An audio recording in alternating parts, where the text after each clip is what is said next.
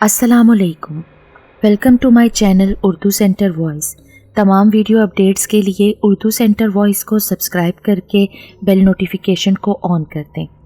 تو آئیے سنتے ہیں آج کی ویڈیو میں ایک بھیانک رات کا پراسرار قصہ۔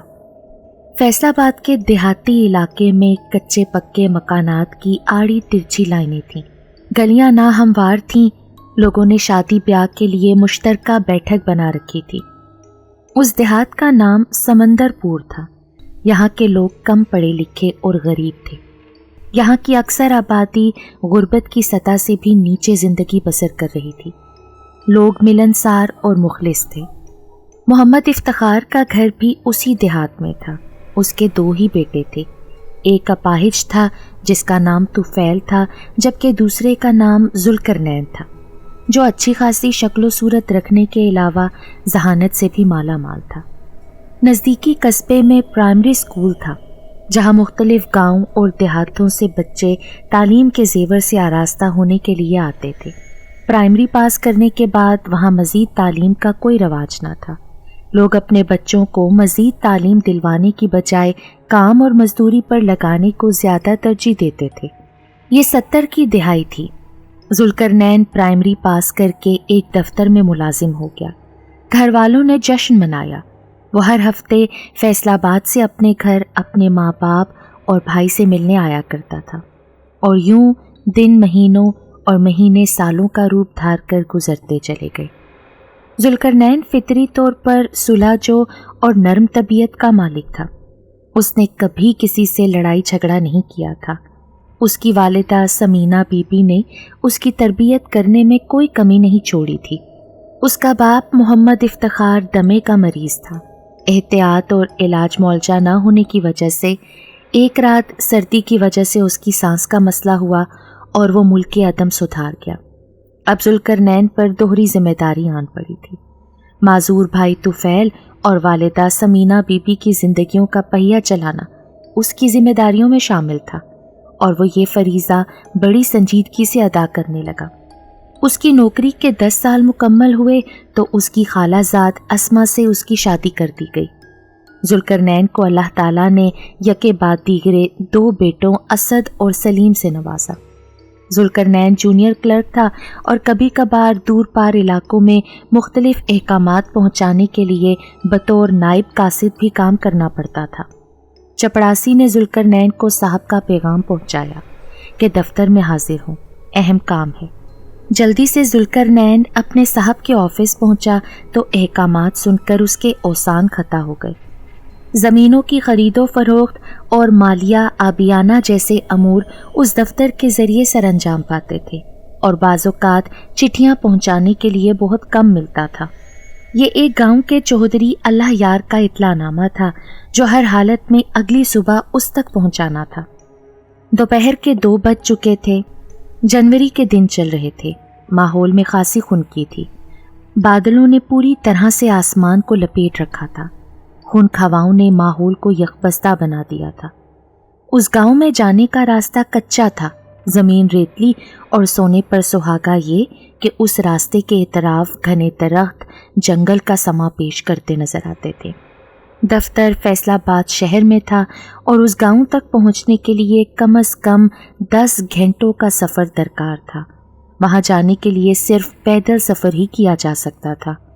چونکہ ذوالقرنین صوم و صلات کا پابند تھا، ہر وقت کسی کی مدد کے لیے بھی تیار رہتا تھا، تو حسب عادت اس نے عصر کی نماز ادا کی اور ضروری کاغذات کا چھوٹا سا چرمی بیگ اور لمبا کوٹ پہن کر اللہ کا نام لے کر سفر پر روانہ ہو گیا۔ آج اس کو گھر جانا تھا، لیکن باامر مجبوری اس نے گھر کی طرف پیغام بھجوا دیا اور صورتحال بھی بتا دی تاکہ کسی بھی قسم کے انتظار کی زحمت سے گھر والوں کو بچایا جا سکے۔ ذوالقرنین خوبصورت ہونے کے ساتھ ساتھ ذہین، نیک دل اور شریف نوجوان تھا۔ اس کو قرآن پاک کی کئی صورتیں بما ترجمہ یاد تھیں، اور اس کی عادت تھی کہ اپنے سینے والی جیب میں اکثر وہ قرآن پاک کا چھوٹا سا نسخہ رکھتا تھا۔ فیصل آباد شہر سے نکلتے نکلتے اس کو شام ہو گئی۔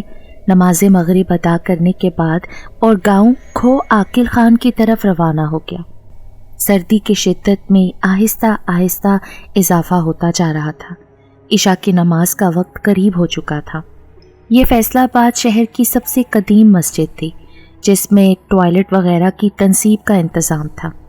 ذوالقرنین نے رات کے سفر کی نسبت سے تازہ وضو بنایا اور بالکل خشوع و خضوع سے نماز عشاء ادا کرنے کے بعد اللہ تعالیٰ کی بارگاہ میں سفر کی مشکلات سے نبردآزما ہونے اور صحیح سلامت گھر واپس آنے کی دعا کی۔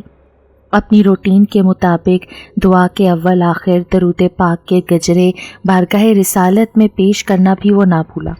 بادلوں نے سیاہ رات کو گھپ اندھیرے میں بدل دیا تھا۔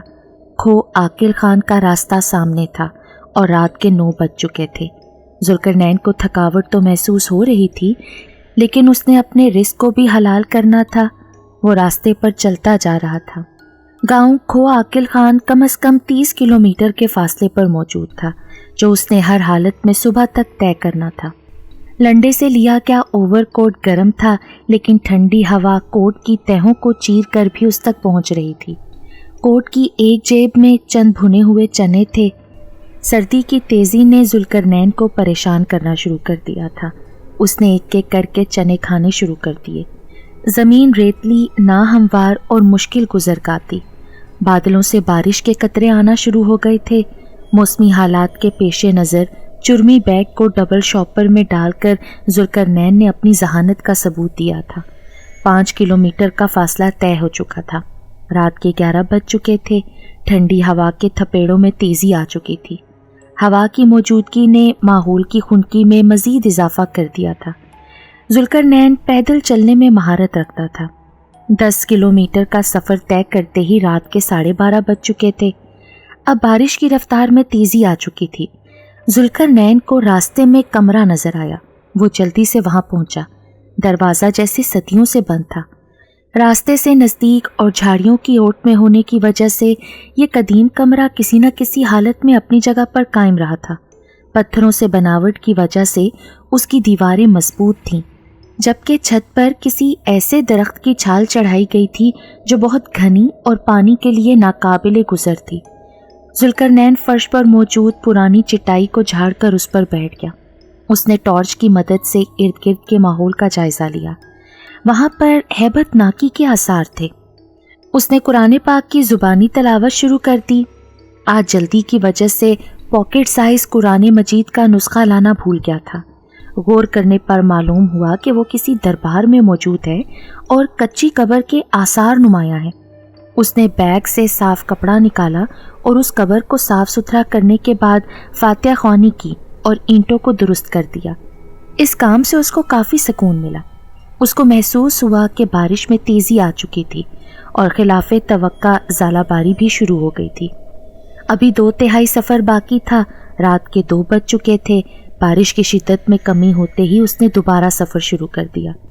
درختوں کے درمیان میں گیلے راستے پر تیز قدموں سے کیا گیا سفر اس کے لیے کسی بھی طور خوشگوار تجربہ نہ تھا۔ بارش اب مکمل تھم چکی تھی۔ سردی اس کی ریڑھ کی ہڈی میں اترتی چلی جا رہی تھی۔ کھو عاقل خان سے فاصلہ 14 کلومیٹر رہ گیا تھا اور رات کے 3:30 ہو چکے تھے۔ اس نے کسی عورت کو راستے کے درمیان بین کرتے دیکھا۔ اس عورت نے اپنے بال اپنے چہرے پر ڈال رکھے تھے اور انتہائی درد۔ ذوالقرنین نے خوف کے مارے قرآن پاک کا ورد کرنا شروع کر دیا۔ عورت نے سر اٹھایا اور سرخ انگارہ جیسی آنکھوں سے ذوالقرنین کو گھورتے ہوئے کہا، میں انسان نہیں ہوں، جنات کے مسلمان گھرانے سے میرا تعلق ہے۔ میرا بیٹا ناقوس بہت زیادہ تکلیف میں ہے۔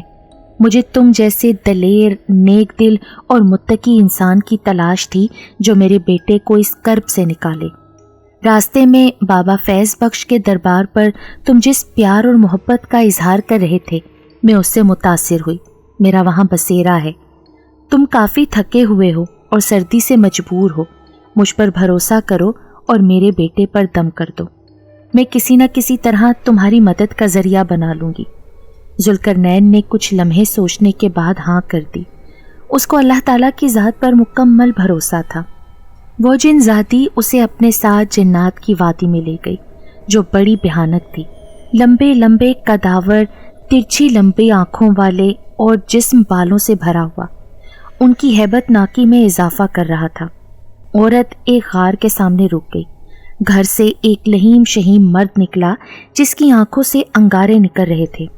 اس نے ذوالقرنین کو دیکھا اور پوچھا، کیا تم اس انسان کو اپنے بیٹے کے علاج کے لیے لائے ہو؟ تو اس جن ذاتی نے ہاں میں سر ہلایا۔ لکڑی کے بہت بڑے تختے پر جنوں کا بیٹا ناقوس بے سدھ پڑا ہوا تھا، بظاہر کافی صحت مند تھا۔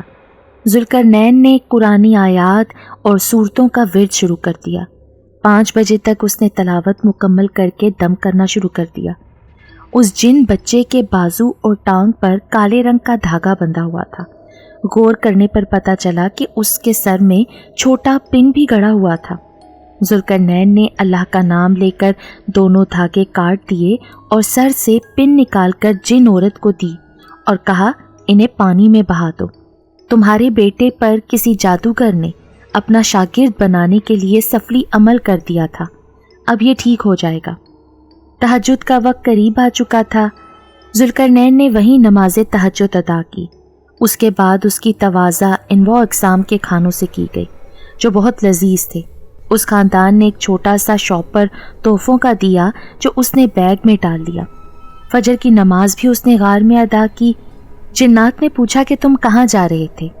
اس نے کہا کہ میں گاؤں کھو عاقل خان جا رہا ہوں۔ تو جنات نے اس کو شارٹ راستہ دکھا دیا جو جلد مسافت طے کرنے کے لیے مفید تھا۔ صبح 9 بجے ذوالقرنین گاؤں کے چودھری کی حویلی پر پہنچ چکا تھا، جس نے چھٹی لے کر فوری طور پر اپنی جیپ نکالی اور ذوالقرنین کی بہادری، دلیری اور ثابت قدمی کا گرویدہ ہو کر اس کو بھی ساتھ لے لیا۔ ذوالقرنین نے واپسی پر شارٹ راستے کا بتایا تو چودھری اللہ یار کا چہرہ فک ہو گیا۔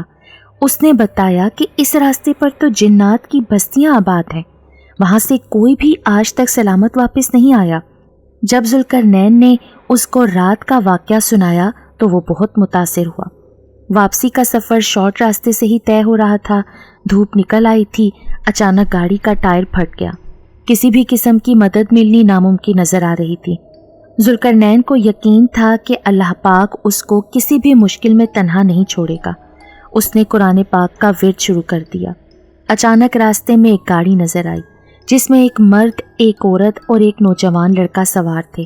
انہوں نے چودھری اللہ یار سے پریشانی کا سبب پوچھا اور ٹائر کی درستگی کی یقین دہانی دے کر ٹائر اتار کر لے گئے۔ جلد ہی ٹائر ٹیوب کی سیٹنگ کر کے واپس آ گئے۔ پھر جب وہ لوگ واپس جا رہے تھے تو تینوں ذوالقرنین کی طرف الوداعی اشارے کر رہے تھے۔ ان کی آنکھوں میں شکریہ کی جھلک تھی۔ ذوالقرنین سمجھ گیا کہ جنات کے اس خاندان نے اپنے ساتھ کی گئی نیکی کا بدلہ نیکی کی صورت میں اتار دیا تھا اور بھیانک رات کے انتہائی کٹھن حالات میں راستے کی تلخیوں اور یکبستہ ہواؤں سے بچانے میں بھی رہنمائی کی تھی۔ چودھری اللہ یار اور ذوالقرنین ظہر کے وقت فیصل آباد شہر پہنچ چکے تھے۔ چودھری اللہ یار نے مقررہ ٹیکس ادا کرنے کے بعد اپنی جائیداد کے کاغذات حاصل کیے۔ وہ جونیئر کلرک ذوالقرنین کی بہادری اور ثابت قدمی سے بہت متاثر ہوا تھا۔ اس نے صاحب سے خصوصی انعام دینے اور اپنی جیب سے 2000 روپے نقد انعام دیا۔ پرخطر راستوں پر رات کے بھیانک سفر نے ذوالقرنین کو بہت تھکا دیا تھا۔ دفتر کو بھی چودھری اللہ کے بروقت آنے اور ہزاروں روپے حکومتی ٹیکس جمع کرانے کی وجہ سے بہت عزت افزائی ملی تھی۔ ذوالقرنین کی خدمات کے پیش نظر اس کو سینئر کلرک کے عہدے پر ترقی کے علاوہ تعریفی شیلڈ، سرٹیفکیٹ اور 1000 روپے نقد کا انعام بھی دیا گیا۔ صاحب نے کمال مہربانی کرتے ہوئے 1 ہفتے کی چھٹی بھی دے دی۔ جب وہ گھر آیا تو اس کی ماں، بیوی، بھائی اور بچے اس کا انتظار کر رہے تھے۔ جنات کی وادی کے تحائف والا ڈبہ اس نے کھولا تو اس میں روپوں کے علاوہ قیمتی موتی، ہیرے جواہرات اور سونے کا سیٹ تھا۔ اس نے گھر والوں کو اپنی بھیانک سفری رات کے بارے میں بتایا تو وہ سب اللہ کا شکر ادا کرنے لگے۔ ذوالقرنین نے بھی 2 نفل شکرانے کے ادا کیے، وضو کیا اور سو گیا۔ اس کی نیکی کرنے کے جذبے نے اس کی عزت و وقار میں اضافہ کر دیا تھا۔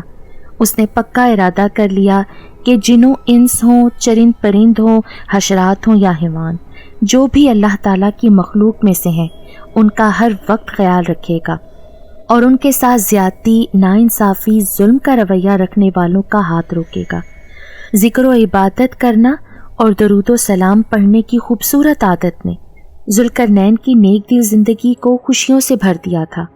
گاؤں کا ہر آدمی اس کی نیک عادت کی وجہ سے اس کا معترف تھا۔